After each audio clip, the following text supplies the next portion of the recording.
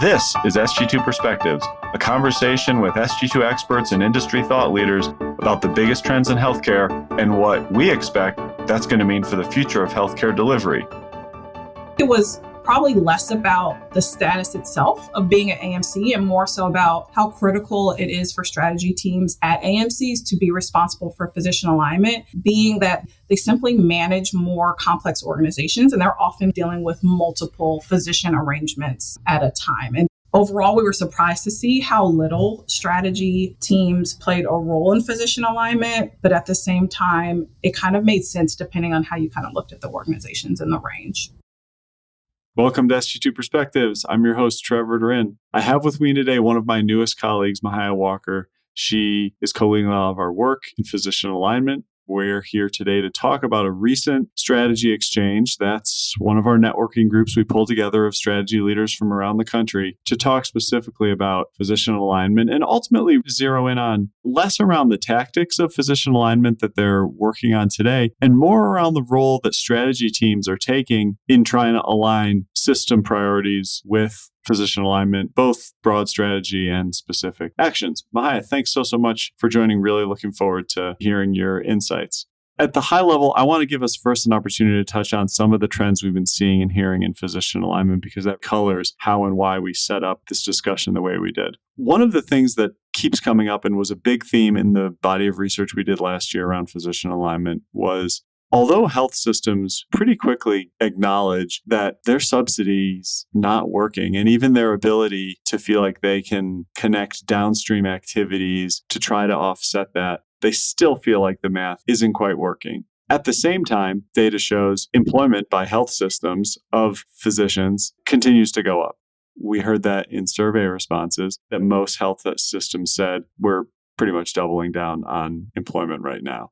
So there's a little disconnect there if they can kind of admit on the strategy side, and you'll see this as a theme throughout, an admission that the long-term approach and the short-term activities aren't quite aligning. And so I think they're continuing to employ because that's what physicians want, especially younger generation. And I can say that because it's even a generation younger than me. Younger generation is more interested in employment, less interested in independence. And there's a bit of a wave of physicians who tried employment by, whether it's a bigger, we can label disruptor on the primary care side, or PE or someone huge like Optum. Those contracts have gone through their first life cycle, and we're seeing a wave of providers return. So actually the stability of employment by a health system probably aligns better with how I want to practice medicine than what I was being asked to do in these other arrangements. So on balance, employment is still the most dominant force. And even though most systems have experimented with CINs, largely what we've heard is, most people have them, but they're not effective drivers of either a pivot to value or trying to align and zero in on a set of internal metrics. They're there,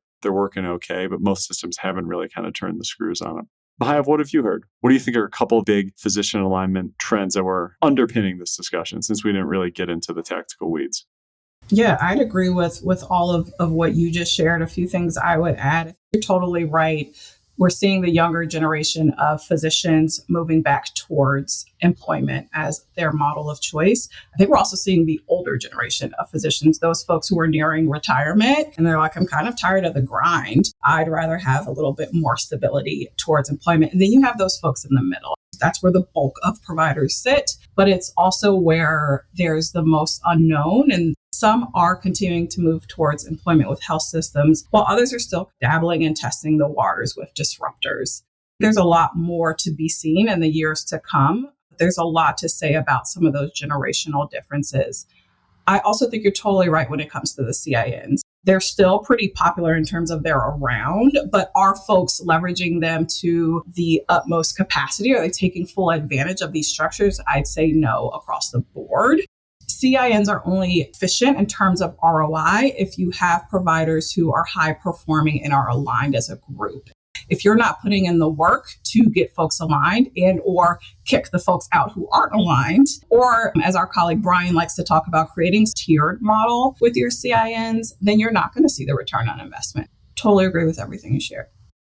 Into that context, we always do a survey before these exchanges so that we can walk in with a finger on the pulse of the room. Sometimes the surveys give you mixed results and you have to pull out a couple nuggets. This one showed some really clear patterns. That always makes me excited. We weren't zeroing in on the tactical, but I wanted to provide that baseline because we really wanted to understand how strategic planning was playing in this space.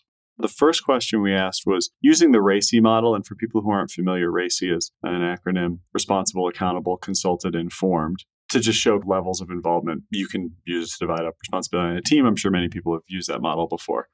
I didn't think strategic planning teams were going to be accountable for most physician alignment activities, but they were even lower than anticipated. Only 4% of survey respondents said the strategic planning team was accountable for the physician alignment planning and execution. And then the second bucket there is those responsible. And still, only 30% of teams there were even responsible for the physician alignment plan.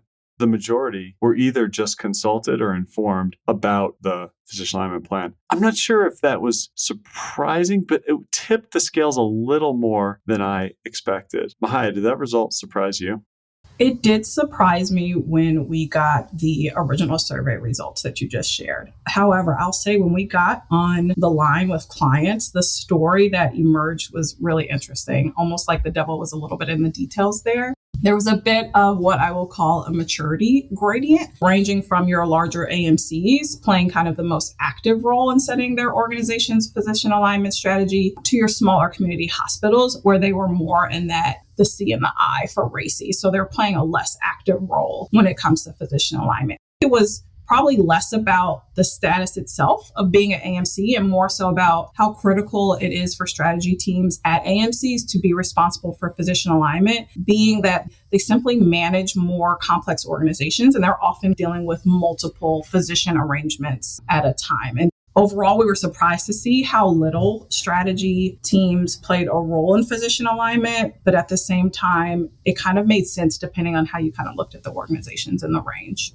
Yeah, it's well said. Good detail. The other questions we asked talked about that connection between longer-term strategy and physician alignment activities. And as we pulled on that thread, what we pretty quickly found, and it became the topic of discussion, was the short-term activities within physician alignment were focused on improving access and integration of new providers and network integrity. No surprise at all. But value is really far down the list, which again, that's not a huge surprise right now. But then when we asked about longer term strategy and asked how much value-based care was going to be essential to that organization's future, disproportionately, systems said, oh yeah, it's going to be really important. It's going to be out of 10, 7, 8, 9, 10 in terms of how critical it is to our system's future. And those two things seem so misaligned. And so then we had a whole body of questions around connect those dots. Strategic planning is not that involved in the physician alignment plan development. And at the same time, the short-term activities and the long-term system strategy aren't aligned. Is this an opportunity to tie these things together more? One of the immediate takeaways that I couldn't help but smile at was most of the folks in the room, it was a group of chief strategy officers and VP of strategy, could have acknowledged that.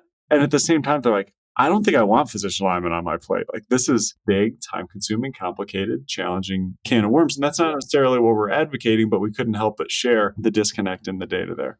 Mahaya, the first discussion we had was just understanding the planning role. And you unpacked it a little. Did you have more there that your team discussed? Yeah, absolutely. For those organizations where strategy teams play a larger role in physician alignment, there was a pretty robust discussion around the role that strategy plays, I'd say, in workforce planning more broadly. And then we got pretty in the weeds in terms of their role with recruitment in particular. So again, these are the folks who are a little bit more mature. These more mature orgs are playing a more active role in setting physician recruitment targets. Some were responsible even for putting together the provider supply list and then comparing that with the demand. One example we heard was a CSO who's responsible for putting together the provider recruitment targets by service line, by year, by geography for the next 5 years. Putting together, they're playing a pretty active role. By and large, these same groups of folks, they're playing an active role in the planning for physician alignment, but then they hand it off. So depending on if business development rolls up to strategy, then they play a more active role in the operations, but otherwise they're then passing it off to medical group leadership or business development colleagues. Workforce planning, recruitment are going hand in hand. We are seeing this shift, at least conceptually, where strategists are starting to understand that they need to have a bigger role within physician alignment in order to align that with their broader organizational goals. Some orgs aren't quite there yet, but there's that mental shift is happening. I really appreciate your ability to break down the broader answers into pieces. The second question we asked was forcing them to talk about pros and cons of their current model. Again, I wanted to hear if there were roadblocks or if strategy teams felt, actually, maybe there is a bigger role I can play here. I am leaning in 2 or 3 areas. I mean, when we did research on the strategic planning process a couple of years ago, better coordination with the medical group was high on the list of teams that they were planning on and had been collaborating with more closely. It seems that that's happening inconsistently across orgs. So what did you hear in terms of pros and cons? Way more pros than cons. And even for the cons that we heard, I'd probably classify them more as just challenges. But the pros were pretty profound. What we heard was that strategy has a role to play in terms of being that bridge between multiple stakeholders across the organization. We heard one example of an organization that has 2 different medical groups. They're able to play Switzerland, so to speak, in terms of balancing the desires or demands, recruitment demands, alignment demands of both groups in a third-party neutral way. We heard a good quote that if physician alignment lives within operations, it only enables incremental growth and not the disruptive growth that we need. It was a really good example of the role and the importance that strategy plays. And if you leave it to your operations colleagues or to your service line colleagues, then you're not pushing the organization forward in a way that it needs to be pushed.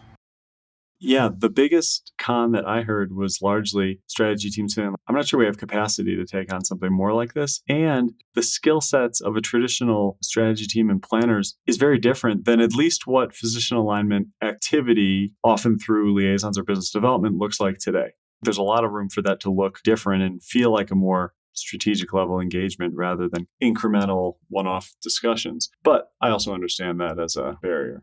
We wrapped with a big, broad question around if physician alignment activities today were well enough aligned with the long-term vision and were they going to be something to help achieve the long-term vision of the org? Because if what we were hearing was that it's tactical and ultimately not aligned with some of the transformational level change the system needs. So in my group, first of all, there was an acknowledgement that yes, there's a plan. And like you said, it often kind of focuses on recruitment, but then every service line leader or medical director has their one-off need, has their off-cycle request, or has ultimately something that's very valid and opportunistic. Someone leaves unplanned, there's an opportunity in the market to grab someone. And so the strategy and planning team felt like I'm very involved in physician alignment, but it's not necessarily spending all my time on the plan because so much of our work and activity is outside of that plan. It's opportunistic or off cycle around a specific specialty or physician. And there was a lot of nods that, yeah, we have to balance. Is that opportunity worth it? We can't say yes to everything, but at the same time, if it aligns with broader strategies, that's largely their role and that makes sense. One thing that I heard that I really liked, one leader from an academic health system did say they were part of kind of the exercise of prioritizing which specialties they were going to recruit more and focus growth on. And by doing that, it made it much easier to say no to a lot of those ad hoc requests. And they didn't feel like they had to do an individual analysis to justify either a yes or no. And they said they were actually really surprised at how much time that freed up, because having done it on the front end and getting that buy-in allowed them to not have to jump and shuffle priorities and do an immediate analysis to see if something was worthwhile. I've kind of heard that in practice, how valuable it is to do that prioritization work, but how hard it is. It was great to hear the practical impacts in this case. I'll also say in terms of what I heard from my group as it comes to how physician alignment efforts are working to achieve long-term goals, even what we saw in the survey where there can be this perceived mismatch. The example we gave earlier around value-based care is a long-term strategic goal, but it's not showing up as a top priority for your physician alignment efforts.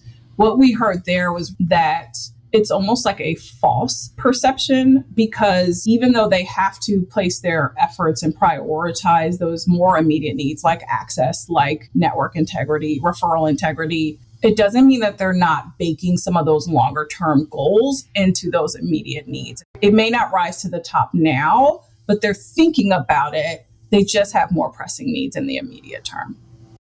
That's very warmly said.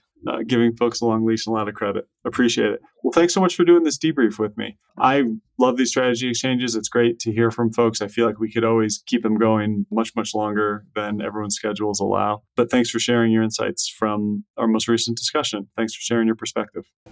Yeah, thanks for having me, Trevor.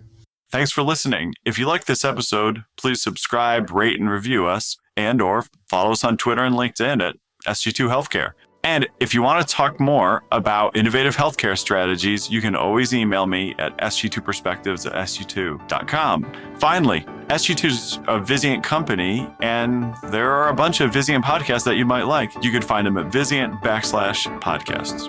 Have a great day.